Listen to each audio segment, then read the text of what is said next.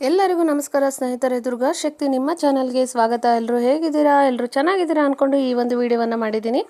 ಏನಪ್ಪ ಅಂದರೆ, ಇನ್ನೇನು ನಾವು ಕಡೆಯ ಕಾರ್ತಿಕ ಸೋಮವಾರದ ಆಚರಣೆಯನ್ನು ಮಾಡ್ತೇವೆ. ಹಾಗೆ ಅವತ್ತಿನ ದಿನ ಸೋಮ ಪ್ರದೋಷ ವ್ರತವನ್ನು ಸಹ ಆಚರಣೆಯನ್ನು ಮಾಡಬೇಕು.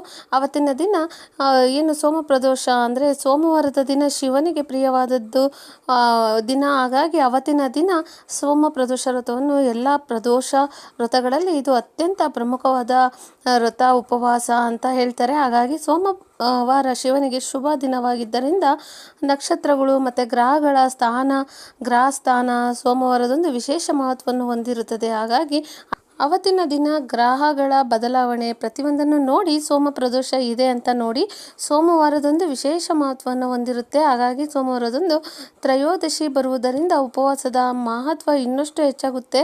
ಹಾಗಾಗಿ ಸೋಮ ಪ್ರದೋಷದಂದು ನಾವು ಶಿವನನ್ನು ಪೂಜಿಸ್ತೇವೆ. ಪ್ರದೋಷ ವ್ರತಗಳ ವಿಧಗಳು ಇರ್ತವೆ.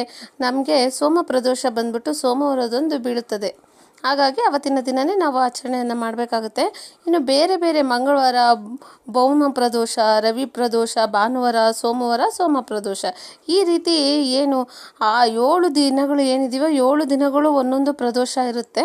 ಆದರೆ ನಾವು ಶಿವನಿಗೆ ಪ್ರಿಯವಾದದ್ದು ಸೋಮ ಪ್ರದೋಷ ಸೋಮವಾರದಂದೇ ಬೀಳುತ್ತದೆ. ಹಾಗಾಗಿ ಅವತ್ತಿನ ದಿನ ಆಚರಣೆಯನ್ನು ಮಾಡಬೇಕು.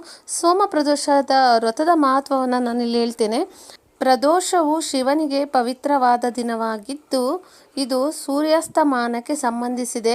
ಪ್ರದೋಷ ತಿಥಿ ಸೂರ್ಯಾಸ್ತಮಾನಕ್ಕೆ 72 ನಿಮಿಷಗಳ ಮೊದಲು ಬರುತ್ತದೆ. ಪ್ರದೋಷವು ಶಿವನೊಂದಿಗೆ ಮಾತ್ರವಲ್ಲದೆ ಶಿವ ಪರಿವಾರದೊಂದಿಗೆ ಸಹ ಸಂಬಂಧ ಹೊಂದಿದೆ ಅಂತ ಹೇಳ್ತಾರೆ. ಹಾಗಾಗಿ ಸೋಮ ಪ್ರದೋಷದಂದು ಶಿವ ಪಾರ್ವತಿ ದೇವತೆಗೆ ಗಣೇಶ, ಕಾರ್ತಿಕೇಯ ಮತ್ತು ನಂದಿಯನ್ನು ಸಹ ಪೂಜಿಸಬೇಕಾಗುತ್ತೆ. ನಮ್ಮ ಹಿಂದೂ ನಂಬಿಕೆಯ ಪ್ರಕಾರ ಈ ದಿನದಂದು ಶಿವನನ್ನು ಪೂಜಿಸಿ ದಿನವಿಡೀ ಉಪವಾಸ ಆಚರಿಸುವುದರಿಂದ ಆರೋಗ್ಯ, ಸಂಪತ್ತು, ಸಮೃದ್ಧಿ ಮತ್ತು ಮನಃಶಾಂತಿಯುತ ಮನೆಯಲ್ಲಿ ಶಾಂತಿಯು ಒಳ್ಳೆಯ ಜೀವನ ದೊರೆಯುತ್ತೆ ಅಂತ ಹೇಳ್ತಾರೆ. ಹಾಗಾಗಿ ಕೆಲವು ಕಡೆಯಲ್ಲಿ ಅಂದರೆ ವಿವಿಧ ಕಾಯಿಲೆಗಳಿಂದ ಬಳಲುತ್ತಿರುವವರಿಗೆ ಇದು ಒಂದು ಸೋಮ ಪ್ರದೋಷದ ದಿನದಂದು ಪರಿಹಾರ ಸಿಗುತ್ತೆ. ಶಿವನ ಆಶೀರ್ವಾದ ಜೊತೆಗೆ ಆ ದಿನದ ಸಂಬಂಧಿತ ಗ್ರಹದಿಂದಲೂ ಅವರಿಗೆ ಒಳ್ಳೆಯದಾಗುತ್ತೆ. ಮತ್ತು ಹೆಣ್ಣು ಮಕ್ಕಳಿಗೆ ಸೂಕ್ತ ವರ ಸಿಗ್ತಾನೆ. ಹಾಗೆ ಮಗುವನ್ನು ಪಡೆಯಲು ಇದೊಂದು ಸೋಮ ಪ್ರದೋಷ ಉಪವಾಸ ತುಂಬಾ ಒಳ್ಳೆಯದು ಅಂತ ಹೇಳ್ತಾರೆ. ಹಾಗಾಗಿ ಸೋಮ ಪ್ರದೋಷ ವ್ರತ ವಿಧಿಯನ್ನು ನಾನಿಲ್ಲಿ ತಿಳಿಸ್ಕೊಡ್ತೇನೆ.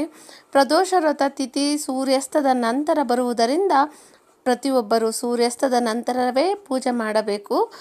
ಪ್ರದೋಷದ ಸ್ಥಳೀಯರು ಅಂದರೆ ಸೂರ್ಯೋದಯಕ್ಕೆ ಮುಂಚಿತವಾಗಿ ಹಾಸಿಗೆಯಿಂದ ಎದ್ದೇಳಬೇಕು. ಪೂಜೆಗೆ ಮುನ್ನ ಸ್ನಾನ ಮಾಡಿ ಹೊಸ ಬಟ್ಟೆ ಧರಿಸಿ ಪೂಜೆಯನ್ನು ಪ್ರಾರಂಭಿಸುವ ಮೊದಲು ಎಲ್ಲ ಪೂಜಾ ಸಾಮಗ್ರಿಗಳನ್ನು ರೆಡಿ ಮಾಡಿಟ್ಕೋಬೇಕು. ಒಂದು ಕಲಶವನ್ನು ಇರಿಸಿ ಅದರ ಮೇಲೆ ಗಂಗಾಜಲ ಮತ್ತು ಹೂವನ್ನು ತುಂಬಿಸಿ ಆ ಶುಭ ದಿನದಂದು ಶಿವನಿಗೆ ಗಂಗಾಜಲ, ತುಪ್ಪ, ಹಾಲು, ಮೊಸರು, ಜೇನುತುಪ್ಪದಿಂದ ಅಭಿಷೇಕ ಮಾಡಬೇಕು. ಶಿವಲಿಂಗಕ್ಕೆ ಧೂಪದ್ರವ್ಯ, ಬಿಲ್ಪತ್ರೆ ಹಾಗೆ ದಾತುರ ಅಂತ ಹೇಳ್ತಾರೆ, ಅದು ಶಿವನಿಗೆ ತುಂಬ ನೆಚ್ಚಿನ ಹೂವು ಅಂತ ಹೇಳ್ತಾರೆ. ಆ ಹೂಗಳನ್ನು ಅರ್ಪಿಸಬೇಕಾಗುತ್ತೆ. ಹಾಗೆ ಪ್ರದೋಷ ವ್ರತ ಕಥಾ ಪಠಿಸಬೇಕಾಗುತ್ತೆ.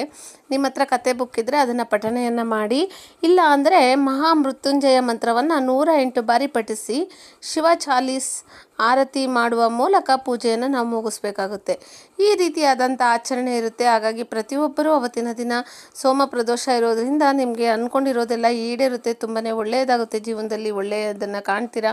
ಹಾಗೆ ದೇವಸ್ಥಾನದಲ್ಲಿ ಶಿವನಿಗೆ 365 ದೀಪಗಳ ಬತ್ತಿಯನ್ನು ಸಹ ಬೆಳಗಿ, ಹಾಗೆ ಮನೆಯಲ್ಲಿ 21 ದೀಪಗಳನ್ನು ಸಹ ಮನೆಯಲ್ಲಿ ಸೂರ್ಯೋದಯ ಆಗೋಕ್ಕಿಂತ ಮುಂಚಿತವಾಗಿ ಹಚ್ಚೋದ್ರಿಂದನೂ ಸಹ ಮನೆಯಲ್ಲೂ ಸಹ ಒಳ್ಳೆಯದಾಗುತ್ತೆ.